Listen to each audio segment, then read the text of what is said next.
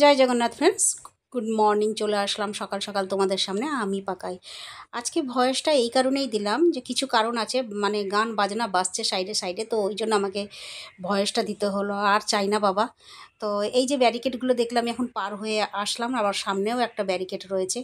এই ব্যারিকেডের কাছে পুলিশরা দাঁড় করিয়ে মানে কিছুতেই ছাড়তে চায় না। সে অনেক প্রশ্ন করে, তারপরে যুক্তিতর্ক করতে, তখন পাশের দোকানের মালিক যে সে বলতে তখন আমাদেরকে ছাড়লো। নচেত আমি এরকম মানে ওদের সঙ্গে দাঁড়াতেই হচ্ছে, কাউকে ছাড়ছে না, এদিকে যাও ওদিকে যাও। তো ভীষণ বিরক্ত লাগছে। তো মাঝে আমি তো পুলিশরা তাকাচ্ছিল বলে ক্যামেরাটাকে পুরো ঘুরিয়ে দিলাম। তো তারপরে এইভাবে এসে এখন দোকানে আসলাম। দোকানে আসার পর জানি না মালিক এসছে কিনা। মালিক এসে থাকলে তো আর ভিডিও করতে পারবো না। আর লোকের সংখ্যা এত, বাবারে বাবা! এরা দিনেও হাঁটছে, এরা রাতেও হাঁটবে, এদের যে হাঁটার বন্ধ হয় না। অনেক হাঁটছে সত্যি, এক একটা মানুষ যে কত কিলোমিটার করে হেঁটেছে। আর সবথেকে বেশি মানে এই বিরক্তকর জিনিস কি জানো তো, এদের রথ দেখতে এসছে কিন্তু এদেরকে এই গলিতে ঢোকাও ওই গলিতে ঢোকাও, প্রশাসনের ব্যবস্থাটা এই হয়েছে। খুব হয়রান গো, মানুষগুলো খুবই হয়রান হয়েছে। আজকে যারা ভক্তরা এসছে সত্যি তাদের পায়ের অবস্থা আর থাকবে না, ব্যথা যন্ত্রণায় আজকে ছটফট করবে, এত হাঁটছে ওরা, এত হাঁটছে। তো বেরিয়ে পড়লাম দোকান থেকে 1:30টার সময়। রাস্তার ভিড়টা একবার দেখো। সকালেও দেখলাম মানুষগুলোকে হাঁটতে, এখন দুপুরবেলাও দেখছি মানুষগুলোকে হাঁটতে, আবার বিকেলেও দেখবো হাঁটতে, আবার রাত্রিবেলাও দেখবে হাঁটতে। এরা শুধু আজকে হেঁটেই চলবে আর হেঁটেই চলবে। মোটামুটি একদম গা ধোয়াধুয়ি করে চলে এসেছি, একদম ফ্রেশ হয়ে গেছি। খিদাটা পেয়ে গেছে জোরে, এখন খাবো। আর সকালে তো ভেবেছিলাম টিফিন নিয়ে যাবো বলে, কোনো টিফিন নিইনি। কালকে রাতের বেলা তো গোলা রুটি করে খেয়েছিলাম, তাই রুটি করার প্রশ্ন নেই, ওই জন্য কিছু করতে পারিনি। সকালে টিফিন কিনে খেতে হয়েছে, এখন কিনে খাওয়ার জিনিসটা খুবই খারাপ হবে, তবু বাধ্য হয়ে খেলাম। তো যাই হোক, এখন খাওয়া দাওয়াটাকে সেরে নিই। শুধু ভাত ডাল আলু সেদ্ধ করেছিলাম, 2টো পটল সেদ্ধ করেছি, আর আম আছে, খেয়ে রেস্ট নিই, আবার বেরিয়ে যাবো দোকান। আর এখন তো আমাদেরকে এইরকমই ঝামেলা করবে, আসার সময় এই গেটে আটকাচ্ছে ওই গেটে আটকাচ্ছে, যেহেতু চেনাশোনা লোকগুলো রয়েছে, মানে দোকানের স্টাফরা সব রয়েছে, তো বিভিন্ন দোকানের লোকেরা, তো ওরা বলছে যে হ্যাঁ হ্যাঁ ডিউটি থেকেই আসছে।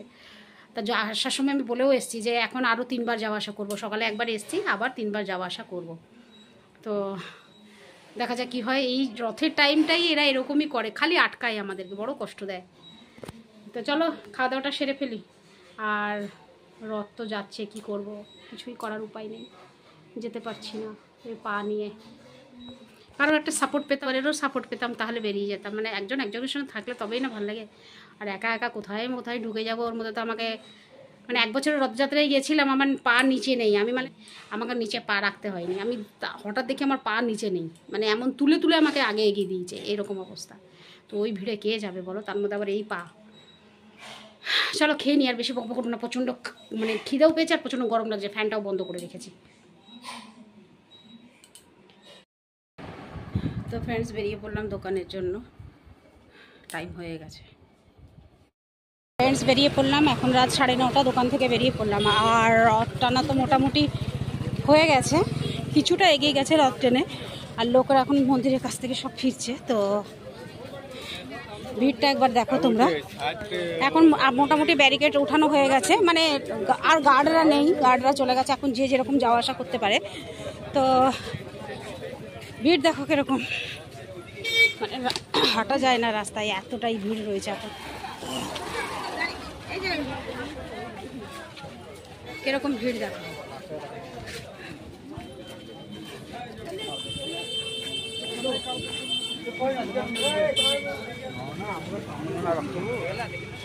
তো আমি যদিও যেতাম রথ টানার কাছে, যদিও যেতাম, কিন্তু যেতে পারবো না, কারণ কালকে খুব দৌড়ধাপড় করেছি, ওই জন্য পা খুব ব্যথা, ওই জন্য আজকে যাচ্ছি না। তবে কালকে আমি নিশ্চয়ই দেখাবো আপনাদেরকে রথে জগন্নাথের দর্শনটা করাবো বলে আমি চেষ্টা করছি। প্রচণ্ড ভিড়, বাপরে বাপ, লক্ষ লক্ষ লোক হয়েছে রথে এবারে। আর